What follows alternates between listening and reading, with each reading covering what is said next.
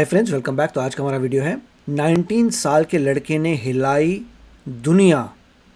अच्छा, तो चलते हैं, शुरू करते हैं। दोस्तों 2 दिन से देश में 19 साल का एक लड़का बहुत वायरल हो गया है। प्रधानमंत्री नरेंद्र मोदी से लेकर उत्तर प्रदेश के मुख्यमंत्री योगी आदित्यनाथ तक सभी इस लड़के की तारीफ कर रहे हैं। पीएम मोदी ने सोशल मीडिया पर उस लड़के की तस्वीरें शेयर करके कहा कि इसकी अचीवमेंट आने वाली जनरेशन को मोटिवेट करेगी। काशी में इसकी भव्य शोभा यात्रा भी निकाली गई और श्रृंगेरी शंकराचार्य ने उसे सम्मानित भी किया, जिससे सोशल मीडिया पर ये भयंकर वायरल हो गया। 19 साल के वेद मूर्ति देवव्रत महेश रेखे घनपाठी ने वो कीर्तिमान कर दिखाया है जैसे पिछले 200 साल में कोई दिक्कत नहीं कर पाया। देवव्रत ने वो कर दिखाया है जिसको पिछले 200 सालों से सनातन के बड़े बड़े विद्वान नहीं कर पाए। अभी लगा है इसने क्या अचीव किया है, क्या हासिल किया है, और इसकी achievement Indian culture education system की पूरे वेदास का रट्टा मार दिया। में इन सब की बात करेंगे, साथ ये भी बताएंगे कि इस लड़के की अचीवमेंट ने कैसे पूरे वेस्ट वर्ल्ड को पूरी तरह से सन्नाटे में डाल दिया। वेस्ट वर्ल्ड का लेना देना नहीं है इसमें। आखिर कौन सी मेथोडोलॉजी है?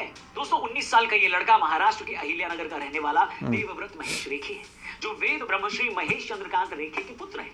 इन्होंने वाराणसी के वल्लभ राम शालिग्राम सांगवेद विद्यालय में 2 अक्टूबर से 30 नवंबर तक 50 दिनों तक लगातार बिना रुके शुक्ल यजुर्वेद के लगभग 2000 मंत्रों का दंडक्रम पारायण पूरा किया। इसके बाद से भारत की सिविलाइजेशन ने दुनिया को एक मैसेज दिया है। आज सिलिकॉन वैली में ये बहस चल रही है कि क्या एआई ह्यूमैनिटी का अंत कर देगा, क्या बढ़ती हुई टेक्नोलॉजी ह्यूमन ब्रेन डेवलपमेंट को अफेक्ट करेगी। इसी बीच वाराणसी का एक 19 साल का यंगस्टर यानी जेनजी एआई का बड़ा करने वाला सबका ये साबित करता है कि कुछ चीजें कभी ऑटोमेटिक चली नहीं सकती। पिछले 200 सालों में ये पहली बार है जब किसी इंसान ने अचीवमेंट हासिल की है। अब ये इतनी बड़ी बात कैसे है, आइए वो एक्सप्लोर करते हैं। दोस्तों सबसे पहले ये जानते हैं कि दंडक्रम पारायणम है क्या।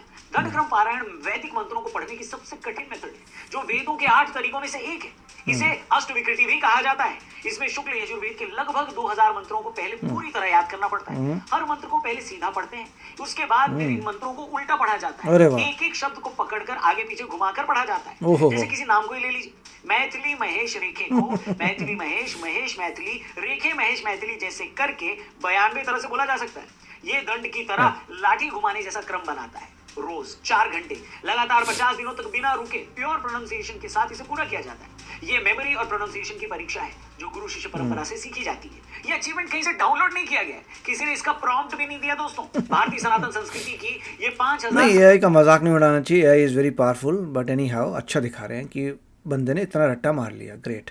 सालों की अनब्रेकेबल मेमोरी चेन का बड़ा एग्जांपल है। ये तब है जब भारत पर लगातार हमले हुए, हमारी लिटरेचर से लेकर मॉन्यूमेंट्स तक को नुकसान पहुंचाया गया, साम्राज्य बने, उनका पतन भी हुआ और भाषाओं में मिलावट तक हुई। लेकिन फिर भी इस तरह की मेमोरी पावर सिर्फ हमारी संस्कृति की बदौलत ही बची हुई है।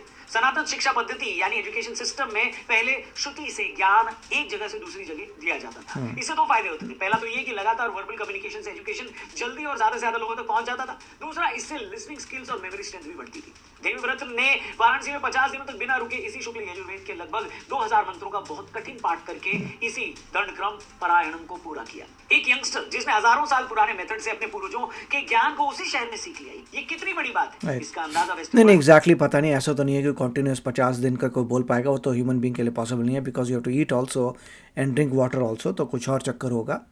मेरे भी बोल रहे होंगे 4 घंटे एवरी डे बोल के कुछ किया होगा। अगर आप बोल रहे हैं कि इंसान 50 दिन तक से बोलता रह गया, दैट इज़ इम्पॉसिबल। ह्यूमन का सर्वाइव, राइट। बिना खाने के आप 1 वीक के बाद सर्वाइव नहीं करेंगे, पानी के साथ 1 महीना मैक्सिमम, बट विदाउट मतलब वाटर ना लें, आप सिर्फ फूड खाएं, you will die very quickly. तो मुझे पता नहीं एग्जैक्टली क्या बोल रहे हैं ये। अगर को 50 डेज तक, आई थिंक ये spoken it, I don't know how, ये देखना पड़ेगा कि 50 डेज बिना रुके कोई इंसान बोलता रहा, सोया भी नहीं, जागता रहा। I don't know what's going on, but देखते हैं। But he is broken. जो भी प्रोसेस होगा वो कमाल कर दिया 200 साल बाद। This is great. कभी यकीन नहीं हो रहा है कि बिना किसी रिवीजन और बिना किसी लिटरेचर ये बात है, सिर्फ सुनकर एक 19 साल का लड़का इतनी बड़ी चीज कैसे अचीव कर सकता है। दोस्तों ये वो चीज है जिसको आज की एडवांस टेक्नोलॉजी भी कैलकुलेट नहीं कर सकती। बाइनरी और नॉन बाइनरी नंबर्स में इतनी औकात नहीं है कि वो इस मेथड को कैलकुलेट कर पाए। कोई एल्गोरिथम इसे दोहरा नहीं सकता, कोई सर्वर इसे सेव नहीं कर सकता। मैं इसलिए हंस रहा हूँ कि पूरा computers are binary. Yes, and binary can remember everything in the world. जब दुनिया से binary just on and off, और बाइनरी ही है behind all the data that you save in hard disk. Everything is binary. Electricity बुझ जाएगी और data centre fail हो जाएंगे, तब भी ये कल्चर उसी पवित्र गुरु शिष्य परंपरा के दम पर जिंदा रहेगा। एक तरफ वेस्ट अपने लोगों और इवेंट्स को याद कराने के लिए मेमोरेबल मॉन्यूमेंट्स बनाता है, और यही भारत देश ऐसे लोगों को बनाता है जो खुद चलते फिरते नॉलेज के मॉन्यूमेंट्स। हर सभ्यता जो अपनी नॉलेज ट्रांसफर चेन को त्याग चुकी है, वो अब इतिहास के पन्नों में कहीं खो चुकी है। हर सभ्यता जो इन्हें बनाए रखती है, वो अभी भी यहाँ आगे बढ़ रही है, अभी भी सांस ले रही है, ठीक भारतीय संस्कृति की तरह, जहां नॉलेज ही सुप्रीम है। इसी को धर्म कहते हैं। ये इंसानों द्वारा डेवलप्ड सबसे सोफिस्टिकेटेड इंफॉर्मेशन प्रोटेक्शन टेक्नोलॉजी है, जहां एक साउंड है, ट्रेन्ड माइंड है, और नॉलेज की वो अनब्रेकेबल चेन है जो सदियों से चली आ रही है। वैसे अब इस अचीवमेंट के यहाँ बाद आपको मल्टीपल लोग चाहिए जो इस टाइप का कर सकें, जिससे ब्रेन की चेन जो है ख़त्म ना हो। You need multiple people like him, और होंगे भी बहुत सारे। एक सवाल ये भी पूछा जा रहा है कि दोस्तों हमारे असली हीरोज हैं कौन? एंटरटेनमेंट, स्पोर्ट्स, पॉलिटिक्स से लेकर ब्यूरोक्रेसी तक में हम अपने हीरोज को ढूंढते हैं, लेकिन हमारी संस्कृति बचाए रखने वालों को हम अपने नायक, अपने हीरोज कब मानेंगे?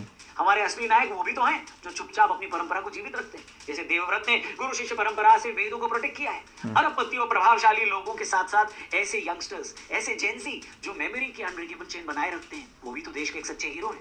आप इस बारे में क्या सोचते हैं दोस्तों, कमेंट करके जरूर बताना। लेकिन इंपॉर्टेंट ये भी याद रखना है, वेदों जैसे कल्चरल लिटरेचर और स्पिरिचुअल स्क्रिप्चर्स सोसाइटी को मॉरल आधार देते हैं, जो इंसान को डिसिप्लिन और मेमोरी से पावरफुल बनाती है। ये परंपरा समाज को एकजुट रखती है, इतिहास सिखाती है और भविष्य की नींव रखती है। देवव्रत का काम ये दिखाता है कि ये श्रुतियां ही सोसाइटी के डेवलपमेंट का सबसे मजबूत आधार बन सकती है। लेकिन इतना अचीव करने के बाद भी जहां पूरी दुनिया देवव्रत की तारीफ कर रही है, जब देवव्रत से पूछा गया कि इतना अचीव करके आपको कैसा लगा, तो सुनिए इसने क्या जवाब दिया। अभी हमारे तो कुछ अचीवमेंट हुआ ही नहीं है, अभी तो बहुत कुछ अचीवमेंट करना बाकी है।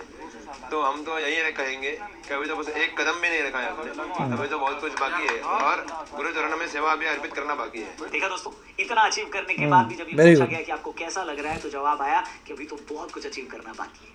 ये है रियल नॉलेज। अब सबसे जरूरी बात, इस अचीवमेंट को बताने के लिए मुझे ये वीडियो क्यों बनानी पड़ रही है? क्योंकि देश के अंदर लंबे समय से प्रोपेगेंडा का एक मजबूत जाल बिछा हुआ है, जो हमारी इसी संस्कृति को टारगेट करता है। इस अचीवमेंट पर टारगेट करते हुए सरकाज़म मारता है कि इससे कितने सैटेलाइट छूटेंगे, एक लड़की की तो पढ़ाई लिखाई आपने खराब कर दी, इसकी जिंदगी बर्बाद कर दी, वगैरह वगैरह।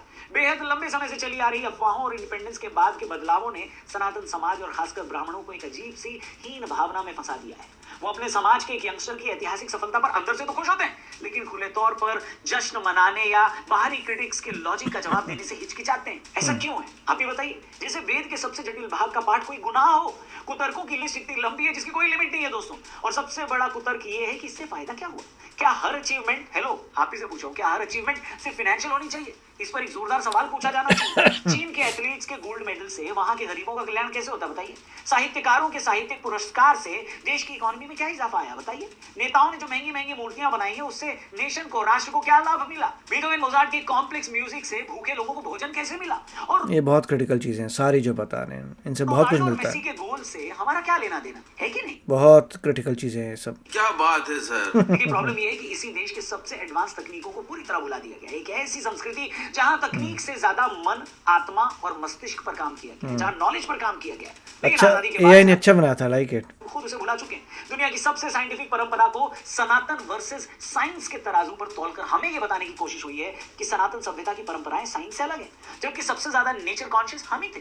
पेड़ से लेकर गाय तक, सूरज से लेकर चांद तक, हमने सबको अपने त्योहारों का हिस्सा बनाया। ये ठीक है, आप कमज़ोर हो गए, दूसरे बाहर के बारबेरियंस आ गए, आप पे अटैक कर दिया, 800 साल में आपकी पूरी सब चीज़ों को तबाह कर दिया। हुआ ये था। इसीलिए कहता हूँ defence is very important in life. ये जितनी भी सभ्यता थी, जितनी भी हमने अचीवमेंट्स थी, उनका सारा भट्टा गोल कैसे हुआ? क्योंकि आप डिफेंस में कमज़ोर हो गए। डिफेंस में कमज़ोर हो गए, बाहर से आक्रामक आए, बारबेरियन आए, आक्रमण किया, अपना कल्चर लेके आए, आपको गुलाम बना दिया। 800 साल तक आप गुलाम रहे, 800 ईयर्स। बाद में ब्रिटिश आ गए, पूरे एरा जो है 800 ईयर्स आप पूरे गुलाम रहे। 800 साल गुलाम रहने के बाद जब बाहर निकले तो पता लगा, ओह ये क्या हो गया है, तो यूरोप बहुत आगे निकल गया। उसके बाद सब कुछ गड़बड़ हो गया। मगर मैं ये पता करना चाहूँगा कि इनका कितने समय के लिए उन्होंने बोला था, क्या हुआ था। क्योंकि मेरे ख्याल से बता रहे होंगे हर दिन कुछ घंटे इन्होंने रिसाइट किया होगा, दैट्स हाउ इट इज़, या कॉन्टीन्यूसली किया होगा, but it can not be 24/7। क्योंकि ह्यूमन बीइंग जो है 52 डेज तक ऐसा नहीं है कि सरवाइव कर पाएगा विदाउट स्लीपिंग। ह्यूमन बीइंग ऐसा नहीं है 52 डेज तक बिना पानी के जी पाएगा और बिना खाने के जी पाएगा। तो मेरे ख्याल से कुछ और बोल रहे होंगे, इनका कोई रूल होता होगा कि सुबह शुरू करेंगे 4 घंटे रिसाइट होगा, फिर अगले दिन फिर 4 घंटे रिसाइट होगा, something like that he must have done. Continuous it is not possible human being to survive, क्योंकि आपको रुक के खाना खाना पड़ेगा, सोना पड़ेगा। तो बहुत बढ़िया वीडियो था, वेरी गुड कि इन्होंने 200 ईयर ओल्ड रिकॉर्ड को ब्रेक किया है, मज़ा आ गया। आप बताइए आपके क्या विचार इसके बारे में। मिलेंगे अगले वीडियो में, टेक केयर, बाय बाय। तो अगर आप मेरे इस चैनल पे नए हो तो जल्दी से सब्सक्राइब के बटन को हिट करो और बेल आइकन को क्लिक करो, ताकि आपको मेरा जब नया वीडियो मैं लगाऊं आपको उसके बारे में जल्दी से पता चल जाए।